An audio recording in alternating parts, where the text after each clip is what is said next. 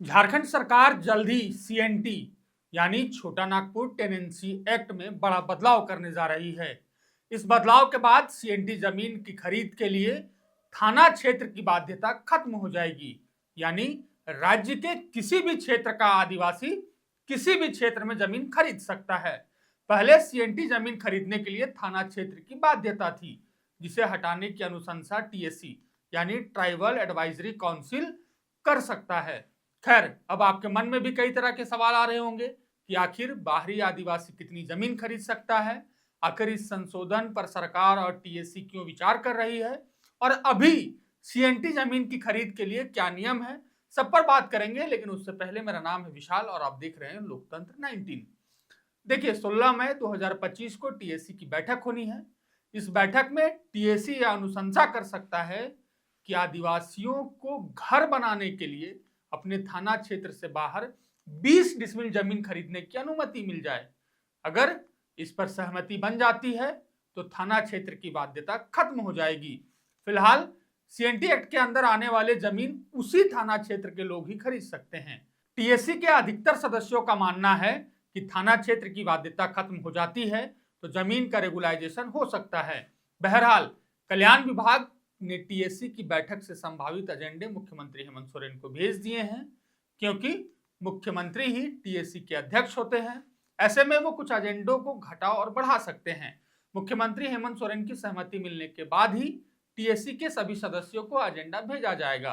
खैर, अब हम इस पहलू पर बात करते हैं कि अगर इस बदलाव पर सहमति बन जाती है तो आदिवासियों को इससे क्या क्या फायदे और नुकसान हो सकते हैं।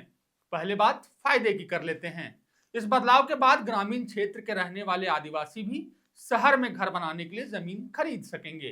दूसरा, आदिवासी जमीन की कीमतों में बढ़ोतरी आएगी, जिससे आदिवासियों को आर्थिक लाभ मिलेगा। तीसरा और आखिरी, अच्छे दाम में जमीन बेचकर आदिवासी समाज के लोग व्यवसाय से खुद को जोड़ सकेंगे। अब बात करते हैं इस बदलाव से होने वाली नुकसान के बारे में। दरअसल इस बदलाव के बाद से ही प्रभावशाली लोग घर बनाने के नाम पर कई शहरों पर जमीन खरीद लेंगे। दूसरा, ग्रामीण क्षेत्र के आदिवासियों को प्रलोभन देकर आसानी से उन्हें निशाना बनाया जा सकता है और जमीन सस्ते दामों में खरीदी जा सकती है। तीसरा, आदिवासियों की खेती की जमीन को भी घर बनाने के नाम पर खरीदा जा सकता है। हालांकि यहाँ एक बात अभी स्पष्ट कर देना चाहते हैं कि अभी भी काफी संख्या में लोग थाना क्षेत्र के बाहर जमीन की खरीदी कर रहे हैं, लेकिन इसमें बदलाव के बाद इस तरह की घटनाओं में और इजाफा आ सकता है। आपको बता दें कि टीएससी की पिछली बैठक 16 नवंबर 2023 को हुई थी। उस समय भी सीएनटी एक्ट के तहत थाना क्षेत्र की बाध्यता को खत्म करने का सुझाव आया था, लेकिन उस समय बात आगे नहीं बढ़ी। लेकिन इस बार भी टीएससी के सदस्य इसमें बदलाव का दबाव लाएंगे और ज्यादातर सदस्य यह चाहते हैं कि थाना क्षेत्र की बाध्यता खत्म होनी चाहिए।